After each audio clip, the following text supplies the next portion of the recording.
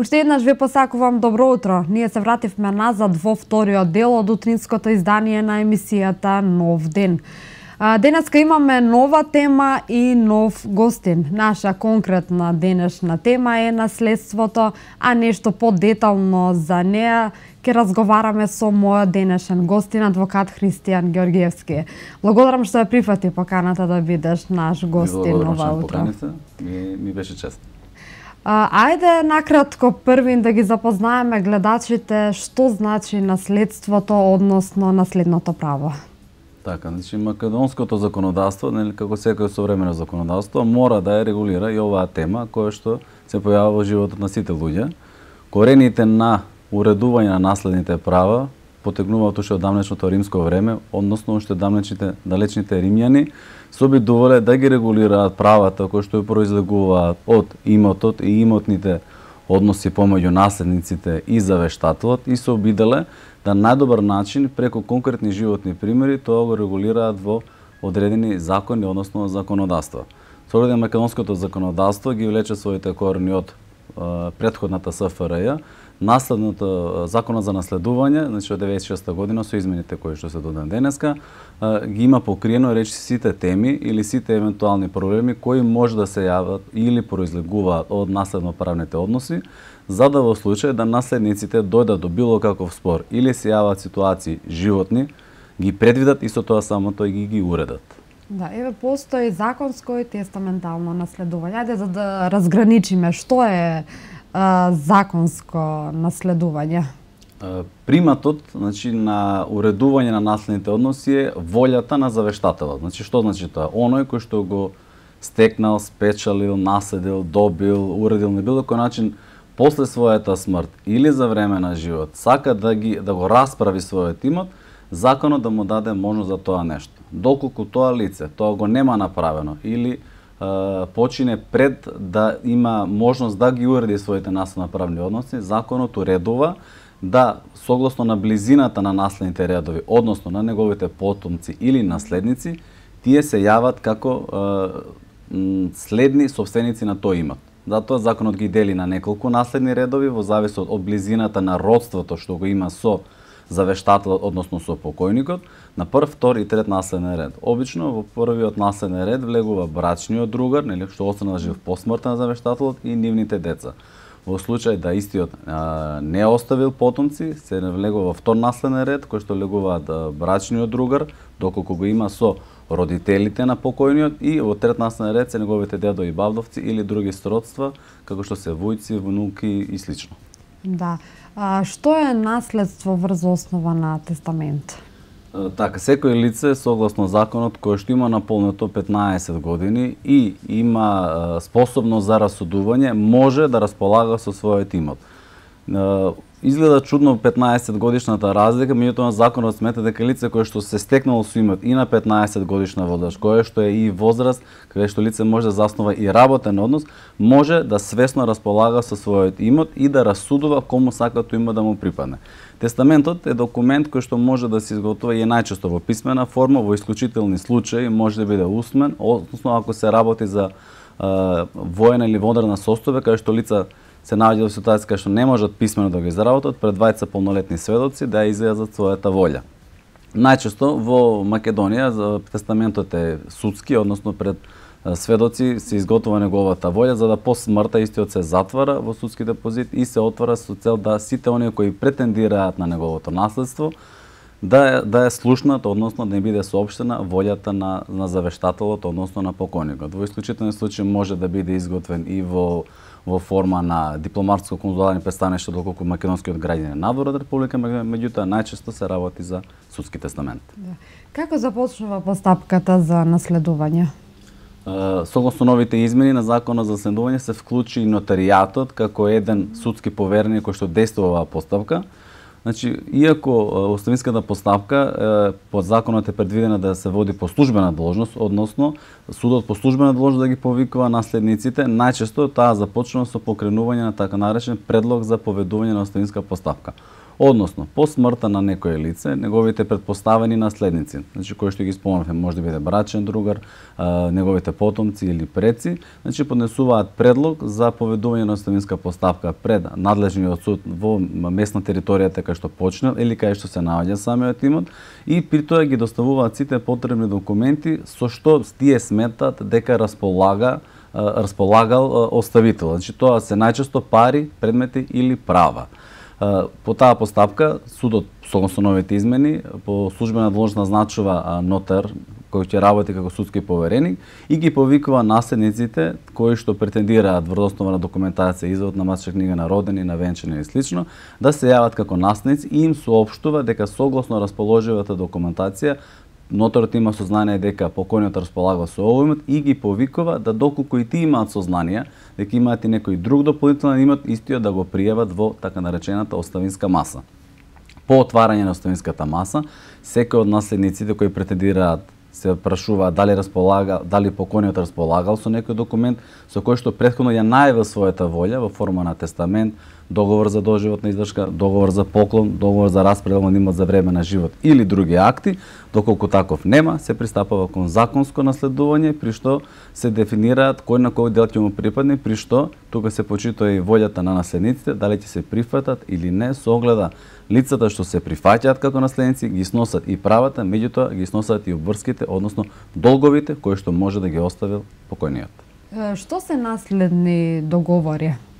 Така, значи, една од можностите што ги дава Законот за облигациони односи, вклучувајќи тоа во врска и со Законот за наследување, е да се дефинираме уште за време на живот или после неговата смрт една форма на изразување на таа волја на покојниот. Што значи тоа? Значи, најчест договор кој што го прават во Република Македонија, со тоа да го вклучиме Нели Куманово во нашата пракса, е договор за дар помеѓу родителот, односно родителите и нивните деца. Тоа значи дека имотот со кој што располагаат, тие го добиваат веднаш на нивна собственост, со понекогаш родителите сакаат да се направи така наречено право на продолживање, односно домување. Лаички кажано, додека сме живи, да имаме можност да живееме во таа куќа, стан или дом, или да ги имаме тие предмети на наше располагање, меѓутоа собственоста се пренесува во тој момент. Тука ќе го спомнеме и договорот за распределба на имот за време на живот. Значи, што се случува? Завештател ги повика своите наследници и им кажува: на тебе ќе го оставам ова и го распределува за време на животот како една обврска за тие понатаму не мора да водат оставинска постапка. Тука е договорот за доживотна издршка кој што пак не е врзан со крвно сродство, може било кој да издржува некого, а за возраст да се стекне со неговиот имот, при што примателот и давателот на издршката меѓу себе воспоставуваат така наречено двостранно товарен однос, во смисла да оној што ја прима издршката е должен по неговата смрт да не го распределува на тој имот и овој имот се издвојува надвор од имотот со кој што би го имал во случај да не го распределил. Значи, ако има друг имот со него ќе си иде по законско наследување, овој што го дал на оној кој што му ја пружи издршката не влегува во наследна маса. Така. Ајде ние тука да направиме една кратка пауза, да слушнеме една музичка номера, па повторно се враќаме во студиото да го продолжиме нашиот разговор.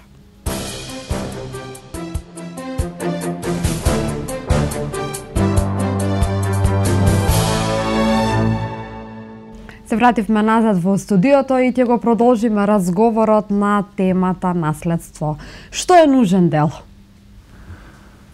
Законот за наследување, значи, ја повторувам оваа тема која што не е многу драга, да кажам, кај нас адвокатите во делот на изработка. Што значи тоа? Значи, кога ќе дојде некој лице кое што согласно волјата на завештателот му представува многу блиско крвно сродство, меѓутоа од некои причини бил лишен од наследството. Значи дека лицето кое починало го располагало и го дало на трети лица, не вклучувајќи го него, постои можност за така наречено побарување на нужен дел. Нужниот дел, согласно законот, представува половина од делот што би му припаднал по закон. Значи, доколку лицето кое починало го лишил брачниот другар, надвор од имотот стекнат во брак, или го лишил синот или керката, истиот има право да побарува нужен дел, кој што, например, ако е некој лице починало, имало 2 деца, и брачен другар требало да наследи третина од неговиот имот, во нужниот дел ќе добие една шестина која што е половина од законскиот дел, при тоа сметајќи дека законот сметал дека и овие блиски крвни роднини располагаат согласно закон да бидат дел од оставината на починатото лице, но исто така законот предвидува за исклучување на правото на нужен дел доколку наследникот недолично, односно неморално или тешко се огрешил према покојното лице или извршил кривично дело врз него или со страшно непочитување, така да и во тој случај да се изгуби правото на нужен дел, а за кое нешто покојното лице мора изречно да наведе дека го исклучува од наследство нужниот наследник од оправдани со закон причини. Да. Што се случува во случај на спор помеѓу наследниците? Кога ќе бидат повикани, значи сите наследници да дадат своја наследничка изјава, која може да биде позитивна или негативна, доколку не постојат акти со кои што се објавува волјата на завештателот, во тој случај нотарот како судски повереник, поранешниот судски орган кој што е бил, му кажан секого што ќе му припадне по закон. Доколку во тој момент на расправање на оставината било кој од наследниците кои претендираат на имотот на оставителот, изјават волја дека имат поголемо право. Значи поголемо право во смисла дека вложувале во имотот на оставителот, со тоа зголемеле неговата вредност. Или се појави наследник кој што не е признат со закон, значи да кажеме вонбрачно дете. Или било која друга можност која што ја исклучува. Понекогаш се случува да брачниот другар каже пред самата оставинска постапка наведе дека тој всушност во имотот на оставителот влегува и брачниот имот, кој што се издвојува од наследниот имот.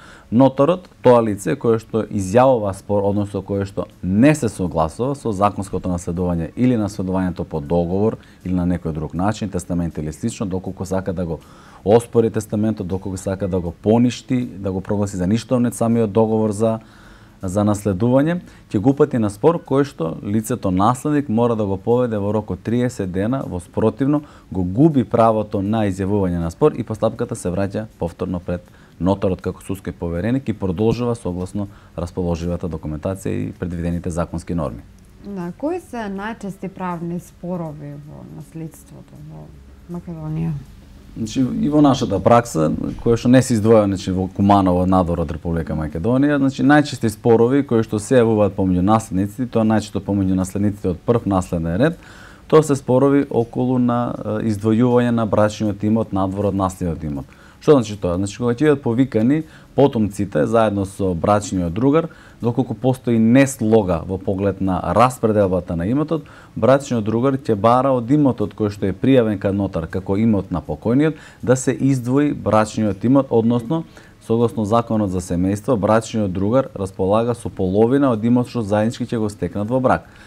Така да, тие ќе бараат од наследниот дел да се издвои брачниот дел што му припадна на живиот брачен другар, а остатокот да се дели согласно расположивите документи или волји на завештателот, изјазени со писмени акти или согласно закон, и во тој случај продолжува. Понекогаш се случува да некој од наследниците, обично децата како потомци, да доколку живеат во семејна заедница, да вложуваат, например, да доградат катна куќа или да купат дополнителни становни парични средства, а тој има да се води на име на покојниот. Во тие моменти тие ќе бараат да тој предмет биде издвоен, значи дали се работи за недвижност, деловен простор, стан, куќа или слично, да се издвои исто така од имотот на покојникот и во тој случај тие претендираат на посолно право, а оно што ќе остане и ќе биде утврдено дека представува имот на покојникот да си се распределили согласно закон. Да, дали брачно родените и вонбрачно родените деца имаат исто еднакво право на наследство?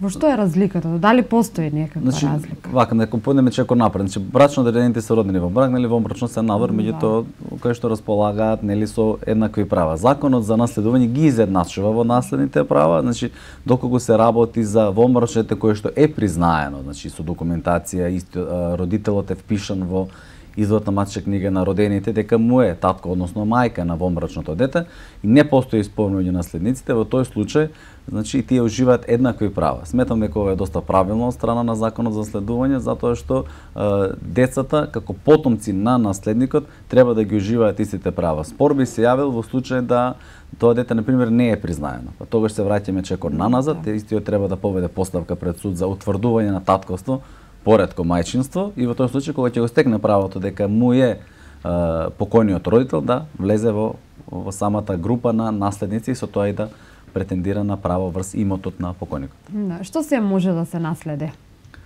Законот предвидува наследување на пари, предмети и права, значи парични средства во изразени во готово, односно во кеш што се кажува, или на сметка кои што се водат пред надлежни финансиски институции и банки, значи предмети подвижни, неподвижни, значи тука може да влезат од јас често кажувам, значи возила, станови, куќи, деловни простори, покутнина, мебел, лични драги предмети, благородни метали и слично, и права, значи тоа тука вклучува од одобрение за градење, дозвола за оружје, доколку има истиот сака да го наследи, значи тоа оружје може да биде право на ископ на некој рудно богатство. Значи законот е многу експлицитен, така да се што може да биде предмет на собственост, може да биде и предмет на наследување. Да, ајде да направиме една споредба помеѓу брачната и вонбрачната заедница со во наследните права. Значи, генерално гледано, децата се изедначени, како што кажавме претходно, меѓутоа вонбрачниот другар не влегува како потенцијален наследник. Ова законот го е предвидел со причина да иако во законот за семејство вонбрачната заедница се изедначува во поглед на брачната заедница, во поглед на правата кои произлегуваат од имот, тука не го вклучува наследното право. Што би значило тоа? Значи во тој случај вонбрачниот другар, доколку живеел со недрено лице и вложувал и стекнувал со него, тој дел ќе си го стекне по основ на вонбрачна заедница, а не по основ на наследување, ќе си го издвои надвор од имотот на покојникот, а во оставината, во расправа на оставината нема да влегува како потенцијален наследник. За разлика од вонбрачниот другар, вонбрачните деца пак се целосно изедначени со брачните деца и уживаат на право да располагаат со самата оставина. Во пракса многу ретко се случува некој да даде негативна наследничка изнеда, да се откаже од своето право, меѓутоа доколку им постојат добри односи помеѓу наследниците и се договорат, например, мене да ми припадне овој дел имотот, тебе на ова, се почитува и нивната волја да тие меѓусебно го распределуваат имотот на завештател онака како што смета дека ним најдобро им одговара. Добрата работа да ја прошириме оваа тема и во законот за оданочување, законите за оданочување, што првите наследни редови не плаќаат данак при стекнување, доколку се работи за законско наследување од прв наследен ред или договор за подарок и слично.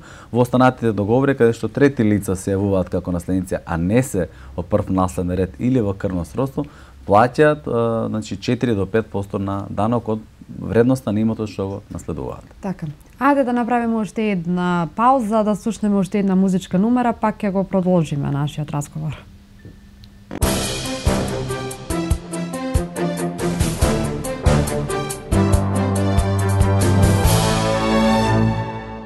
Така, се вративме назад и ќе го продолжиме разговорот на тема наследство со мојот денешен гостин адвокат Христијан Ѓорѓевски. Кои спорови најчесто сте ги воделе? Какви спорови? Па реално гледано, значи никој не може нели да предвиди каков спор ќе влезе низ вратата на една адвокатска канцеларија, со оглед да ние сме поделени во сферата на делување на кривично и граѓанското право, значи наследството влегува во сферата на граѓанските односи. Најчесто кога ќе дојдат луѓето, значи прво ги интересира на кој начин да го наследат, односно да стапат во правна сила со иметот на покојниот кој што има нели татко или брачен другар или слично, значи кога ќе дојдат кај нас ние ги посочуваме дека најпрви треба да ја отвориме оставинската постапка и им предочуваме да доколку знаат кој е имотот со кој што располагал покојникот, да ни го кажат веднаш со цел да ја олесниме работата и на нотарот и на адвокатите, при што законот дозволува доколку и подоцна се јави некој дополнителен имот кој што во моментот на првичното располагање на оставинската постапка не бил познат или не бил утврден, да дополнително се расправи, односно да се поведе дополнителна оставинска постапка да се доуреди и тој имот. Најчести спорови што сме ги воделе, значи за издвојување на имотот стекнат во брак надвор од наследниот имот, во поглед на зголемување на наследниот дел, на едниот наследник во поглед на другиот наследник, во поглед на утврдување на право на наследство кое што во моментот на смртта на покойникот не било утврдена и други спорови, меѓутоа истите се од проблематика на дефинирање на односите помеѓу наследниците или нивно усогласување, односно спогодување. Да. Дали има можност за спогодување помеѓу спорните наследници? Верувајте, во пракса се обидуваме, еве ние, да не кажам полномошниците што сме на наследниците, да најдеме некое заедничко решение кое што ќе од една страна ќе ја почитува и волјата на покойникот, а од друга страна ќе ги задржи добрите семени односи помеѓу наследниците. Понекогаш се случува, нели, по смртта на некој лице да дојде до некој спор, несогласување, неусогласување. Јас мислам вака, татко ми или мајка ми кажа ова да биде на мене, меѓутоа тоа кажување ако не е правно изразено во форма, во законот не дава правна сила. Сметам дека полномошниците треба да влијаат на спогодување, значи помеѓу наследниците, не со цел да водат постапки и спорови кои што од една страна и така ќе ги нарушат веќе нарушените семени односи, а од друга страна и нема да влијаат во позитивно решавање на самото наследство. Верувајте, се случува да дојдат понекогаш браќа и сестри и се договорат и да испочитуваат волјата надвор од документите со кои што ги имаме, значи да кажат, иако ние претендираме на дел согласно закон, бидејќи нема изразена волја, нема тестамент, нема некој договор и слично, сметаме дека овој наследник е посиромашен или сметаме дека не му треба да му припадне, се договорите и на тој начин се убаво се заврши без последици или по никој од наследниците. Што се случува со имотот кој што не е дефиниран од страна на оставителот? Така, значи, наследниците во моментот кога што нема некој имот, а знаат дека би му припаднал на покойникот, тие се во форма на така наречени претпоставени наследници и претпоставени сопственици, па така да во име на покойникот можат да поведат постапки да го утврдат тоа право дополнително, значи доколку смета дека нивниот родител купил некој имот кој што правно не го пренел, тие во негово име да поведат постапка према, нели, продавачот во судска за утврдување на право на собственост, по основ на усмен договор, по основ на писмен договор, по основ на одржувачка, да го стекнат тој имот на собственост на покойникот и потоа тој имот да влезе во наследство. Односно, понекогаш од необјаснети причини или се работи за инцидентни смртни случаи каде што покойникот не можел, нели, да го утврди тоа право или започнал некои постапки, а не ги довршил, на негово место стапуваат претпоставените наследници, значи браќа, другар, предци или потомци, зависни од кој наследен ред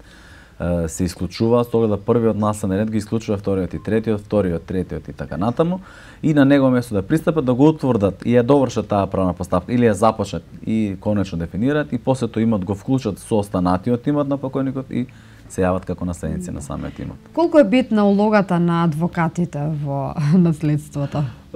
Искрено мене кога ме прашате, сметам дека е многу битна. Прво од неколку причини, сметам дека луѓето, нели, секој е стручњак во своето поле. Луѓето, нели, се лаици во поглед на правото, а ние како адвокати имаме и форма на јавна служба предвидена со устав и закон, а имаме и морална одговорност да служиме на граѓаните во поглед на заштита и обезбедување на нивните права и слободи. Сметам дека адвокатите во моментот кога ќе дојдат наследници или еден од наследниците, прво треба да ме објасни, нели, постапката. Со оглед да тие не ја знаат и не треба да ја знаат, затоа ангажираат полномошник, со уредно заверено полномошно, ќе ми објасни постапката, ќе им ги побара уредните документи, ќе ги иницира за постапките за водење на постапка, ќе им ги објасни трошоците, ќе им ги објасни нивните права и доколку постои можност за неводење на спор, ги спогоди и ги уреди на тој начин, заврши една убава постапка без никакво нарушување на семените односи, кои што и така во случај, нели, на смрт на блиско лице стануваат истите си така погодени од тој настан да не треба да дополнително се прават напори за нивно влошување. Да, колку чини водењето на оставинската постапка, односно колку се големи трошоците за тоа? Верувајте, трошоците се зависно од имотот со кој располагал, нели, покойникот, значи може да бидат различни. Мислам дека предлогот за иницирање на постапка е негде околу 40-480 денари на име судска такса, околу 1300 денари се полномошно, зависно нели од колку полномошници има, изјавите за наследување согласно адвокатската тарифа, доколку некој од нив не е присутен, може и тоа да го уреди, да даде позитивна или негативна наследничка изјава или да овласти трето лице во негово име да ја соопшти неговата волја пред надлежниот нотар како судски повереник. Значи некаде грубо би можел да кажам дека зависно од имотот трошоци би се движеле меѓу 10 до 20.000 денари. Така. Значи, ние пред да го завршиме нашиот разговор и пред да го одјавиме денешното издание на утринската емисија, да погледнеме уште една музичка номера, па потоа повторно ќе се вратиме назад.